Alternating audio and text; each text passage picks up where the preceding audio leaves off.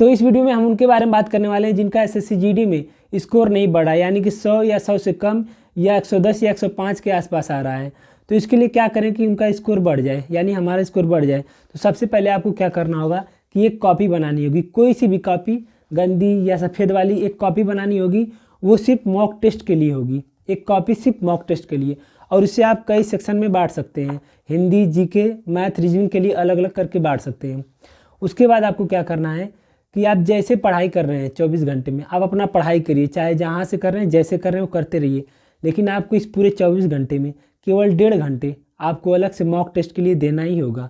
1.5 घंटे, 1 घंटे टेस्ट के लिए और आधे घंटे आपको एनालिसिस के लिए। बहुत से लोग क्या करते हैं कि टेस्ट तो देते चले जाते हैं, मतलब बहुत टेस्ट देते हैं, लेकिन एनालिसिस नहीं करते। यही सबसे बड़ी गलती है। और एनालिसिस भी कैसे करते हैं वो बड़ी बात है। एनालिसिस कैसे करते हैं मैं आपको बताता हूँ कि जैसे आपने एक टेस्ट दिया, कोई भी 1 घंटे का टेस्ट दिया, उसके बाद आपको 20 से 25 मिनट लगेंगे मॉक टेस्ट देने में। जैसे आपका कोई मैथ का सवाल है, वो आज गलत हो गया, ठीक है, कोई भी मान लीजिए टाइम एंड डिस्टेंस का, समय दूरी का कोई सवाल है, वो गलत हो गया। तो जो गलत हुआ है आप उसे इस कॉपी में लिखना है। आपको मैथ का एक सेक्शन बना के उस कॉपी में इसको लिखना है, उस क्वेश्चन को लिख के उसका सॉल्यूशन भी वहाँ पे लिखना है, ताकि अगर कभी ज़िंदगी में, मतलब कभी फिर आगे टेस्ट में अगर उस टाइप का सवाल आता है तो वो गलत नहीं होना चाहिए। ये होता है मॉक एनालिसिस का मतलब, कि अगर उस टाइप का सवाल आज गलत हो गया तो अगर आगे कभी भी उस टाइप का सवाल आता है तो वो गलत नहीं होना चाहिए। बस ये होता है एनालिसिस करने का तरीका। 20 से 25 मिनट लगेंगे, आप ऐसे एनालिसिस कर सकते हैं। जीके में लिख देंगे, मैथ का, रीजनिंग का, ऐसे एनालिसिस हो जाएगा। और उसके बाद जीडी में 4 सेक्शन होते हैं, हिंदी, मैथ, रीजनिंग और जीके और जीएस।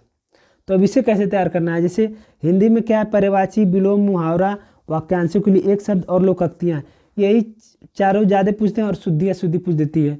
जो शुद्धि और अशुद्धि होता है वो तो आपको प्रैक्टिस पे, जितना आप मॉक देंगे उतना आपका सही हो जाएगा। तो पर्यायवाची के लिए आपको एक बेहतर तरीका बताता हूँ कि आपको पर्यायवाची एक दिन में याद नहीं करना है। आपको एक दिन में केवल 2 या 1 पर्यायवाची याद करना है। कम से कम आपको एक दिन में 2 पर्यायवाची याद करना है, बस 2।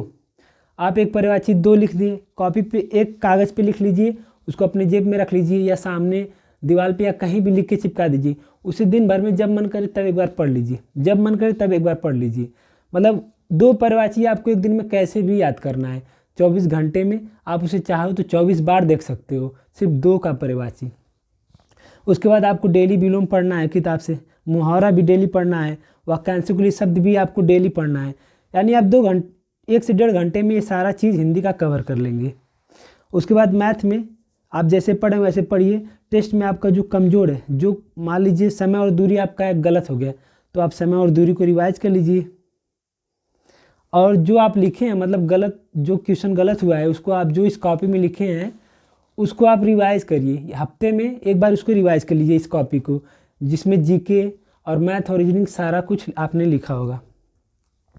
और रीजनिंग के लिए क्या करना है कि रीजनिंग के लिए कुछ नहीं करना है, टेक्स्ट बुक पे प्रीवियस ईयर का आपको एक सेक्शनल रीजनिंग का, केवल आपको एसएससी जीडी का प्रीवियस ईयर का मारना है, डेली एक। आपका रीजनिंग ऐसे ही सही हो जाएगा। रीजनिंग में कुछ अलग पढ़ने से ज़रूरत नहीं है। कुछ टॉपिक हैं जैसे कि कैलेंडर हो गया, घड़ी हो गया, 1-2 टॉपिक है जो आप अलग से पढ़ सकते हैं। बाकी जीके में आपको स्टैटिक्स पे ध्यान देना होगा। बाकी आप जैसे जीके पढ़ रहे हैं वैसे पढ़िए।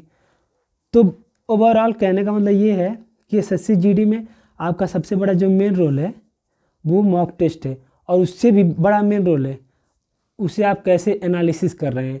अगर एक बार आपके टेस्ट में कोई क्वेश्चन आ गया या किसी टाइप का मैथ का क्वेश्चन आ गया तो वो दोबारा अगर आता है तो गलत नहीं होना चाहिए।